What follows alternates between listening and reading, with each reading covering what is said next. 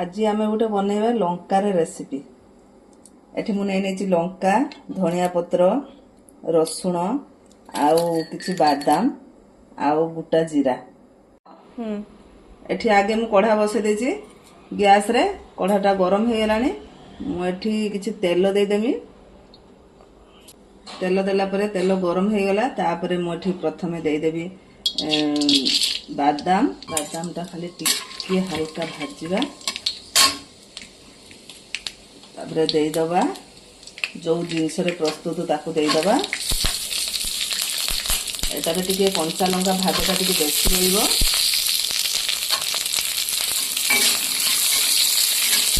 टिके फ्लेम टा कम कर देबे। पहले रुटी रो खाई परिए, परोटा रो खाई परिए, मुढ़ी रो भात रो सब रो खाई परिए। टिके जबरदस्त टेस्ट। देखंतु एठी लंका टा भाजी आसिलानी। तापरे हम दे दबा एठी रसुण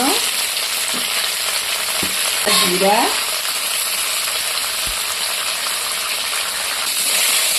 आम भलसे सेमती भाजी नवा। एथिरे मु लुण दे देछि।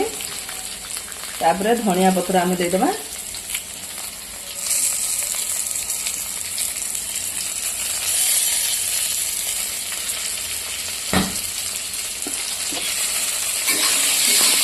टिके कंचा लंका गुड़ा मझे टिके टिके काटिदेले नने बहुत दूर फाटब।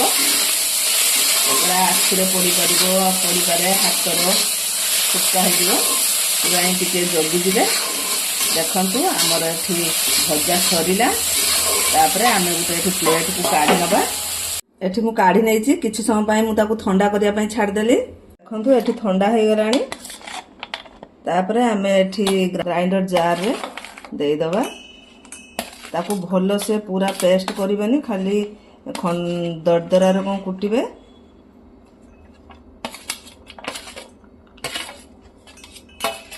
आपण माने चाहिले भी हेमदस्ता रे कुटी पारिबे। देखंतु एमती ही कुटिबे, खंड खंड जेमती रहिबो। प्रस्तुत हो गला आजिर रेसिपी लंका ठेसा। जदि मो रेसिपी आपण मानको भल लागथुबो त लाइक कमेंट शेयर और सब्सक्राइब कर देबे। रोइली बाय बाय, जय जगन्नाथ।